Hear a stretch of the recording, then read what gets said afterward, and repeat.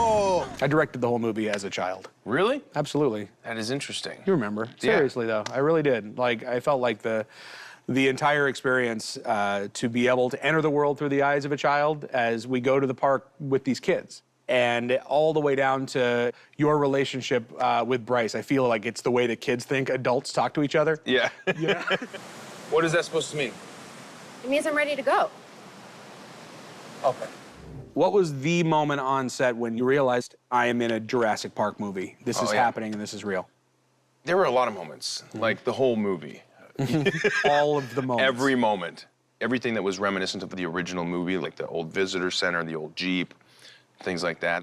Then when we started doing practical effects, like the Jeep crashing and me diving out of the way or the log rolling behind us, those things. Yeah, kind of the whole movie. I mean, kind of the whole thing. There wasn't really ever a moment where I was like, oh, this is just another day at the office. The whole time I was like, you're in Jurassic World, don't screw it up. And I felt like we're part of a great big classic movie. Like, hold on to your butts. Let me ask you this. There was at one point an idea where I think Indominus comes out and sees an animatronic T-Rex and then bites its head off and spits it out. Yeah. And like very much murders this thing.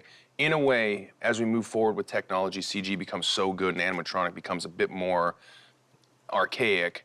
Do you think that scene in itself was a metaphor for what's happening with animatronics? Yeah, you know, it was the right choice, and it was something that Steven pointed out.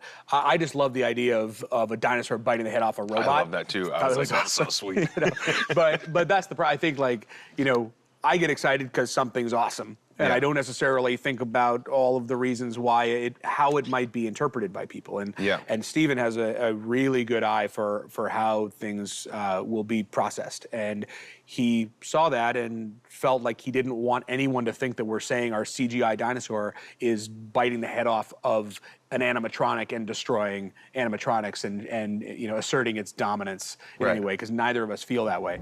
Oh, okay, this is fun. So the kiss scene. Yeah. When you kiss Bryce Dallas Howard surrounded by dying pteranodons as one like kamikazes behind you, what did you think about that moment when I suggested that you do that? I was really curious to see whether or not it would fit into the movie, because I mean, like, in balancing the tone of this, you've got like the suspense, you've got humor, the high stakes action.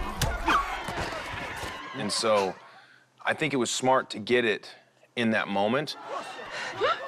And it was just another example of why I was right to put so much trust in you in this movie, because it never would have occurred to me to add that.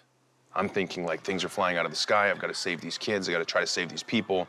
And so, like, to think of adding an element of romance in there was something I wouldn't have thought of. And if I remember correctly, we didn't tell Bryce. No, that was a surprise. Yeah, we surprised her with that. They're all so excited. The idea was we're just going to have Chris Pratt surprise her in front of 200 people. That was awesome. And that's the take that's in the movie. Is it? Absolutely. And that's why it works. Yeah. You know, in moments of high tension and trauma, when people go through something together, there's something very cathartic about, you know, what's something that we know as humans to do when we're just, you know, oh, God, I just love whoever's around me. I love you. Yeah. And you know, I think that when it comes to tone, this is one of the very few kinds of movies that has to be, you know, funny, adventurous, scary, science fiction, you know, about ethics. And I wanted an opportunity for us to go to the wall on every single one. It was just an awesome experience. Pretty cool. Spared no expense. It was a pleasure.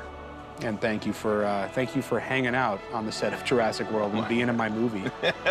Thanks for having me. Well, guys, this has been Chris and Colin Take on the World. Signing off.